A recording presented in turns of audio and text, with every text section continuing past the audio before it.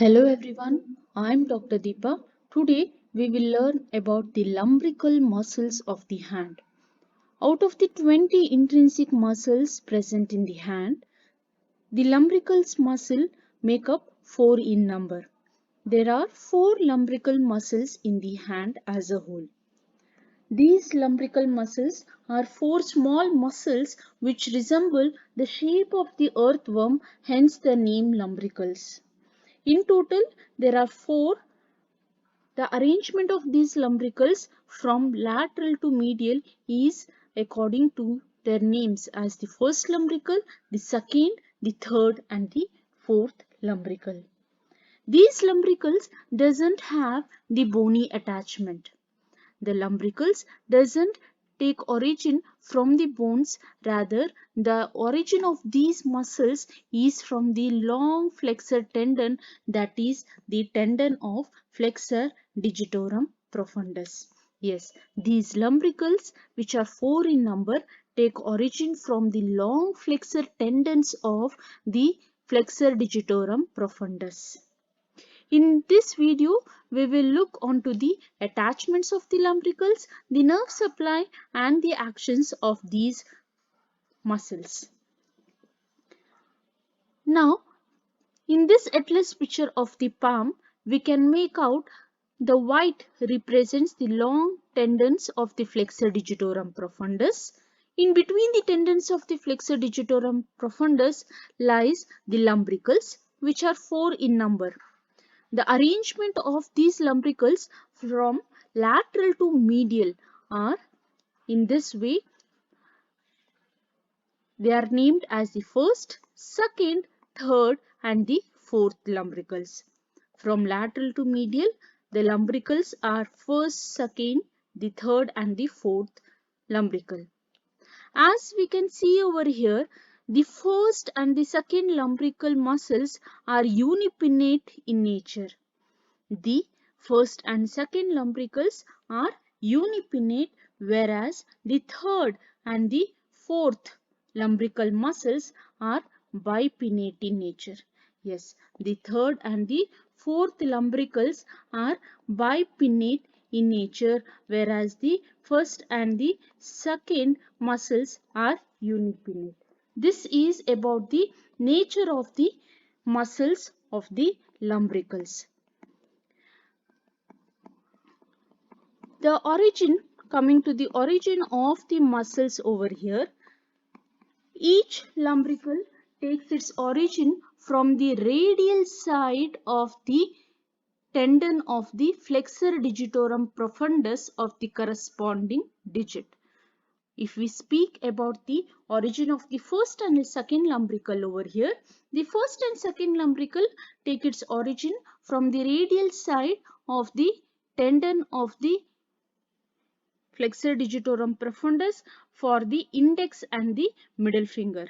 The flexor digitorum profundus tendon of the index and the middle finger over its radial side give origin to the fibers of the first and second lumbricals. Whereas the origin as the third and fourth lumbricals are bipinnate in nature, the origin of these third and fourth lumbricals arise from the adjacent side of the profundus tendons for the middle, ring and the little finger. Yes, the adjacent side of the flexor digitorum profundus tendon of the middle, ring and the little finger give origin to the fibers of the third and the fourth lumbrical. So this is about the origin of the muscles. Regarding the insertion, these tendons of the lumbricals cross the metacarpophalangeal joint to reach the proximal phalanx, where they end by inserting onto the dorsal digital expansion towards the middle finger. So the lumbrical muscles reach the dorsal digital expansion, and through this dorsal digital expansion reach the dorsal surface of the middle and the distal fingers. They reach and ultimately get inserted onto the dorsal surface of the middle and the distal phalanx through the dorsal digital expansion. So this is about the attachments of the lumbrical muscle. This is the easy diagrammatic way showing the features of the lumbrical muscle. As I have told you, the first and second lumbrical, which are unipinnate in nature, take its origin from the tendons of the index and the middle finger, whereas the third and fourth lumbrical take its origin from the adjacent side of the middle ring and the little finger tendons of the flexor digitorum profundus. The insertion is onto the dorsal digital expansion, ultimately getting inserted onto the dorsal surface of the middle and the distal phalanx of the corresponding digit. Now, this is the detailed view where we can see the insertion of the lumbrical muscle. Yes, here is the lumbrical muscle which is seen extending to reach the middle phalanx through the dorsal digital expansion. So, the lumbrical muscle reaches the dorsal surface of the middle phalanx through the dorsal digital expansion over here. So, hence we can see that the lumbrical muscles act as a connecting muscles or the linking muscles between the palmar surface of the hand and the dorsal surface of the hand over here. Regarding the action of these muscles, these lumbrical muscles mainly bring about the flexion of the metacarpophalangeal joint. Yes, they bring about the flexion of metacarpophalangeal joint. They bring about the flexion of metacarpophalangeal joint and the extension of the interphalangeal joint. The extension of the interphalangeal joint. So this is about the action of the lumbricals muscle. The nerve supply of the lumbricals. Moving on to the nerve supply, the first and the second lumbrical muscles.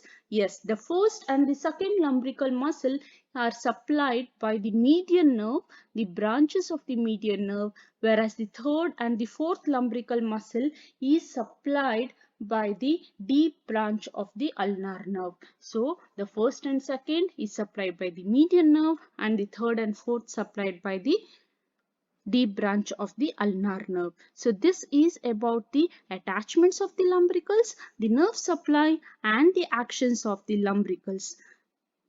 So this is about the lumbricals for today's video. We will look onto the interosseous muscles in our upcoming next video. Thank you.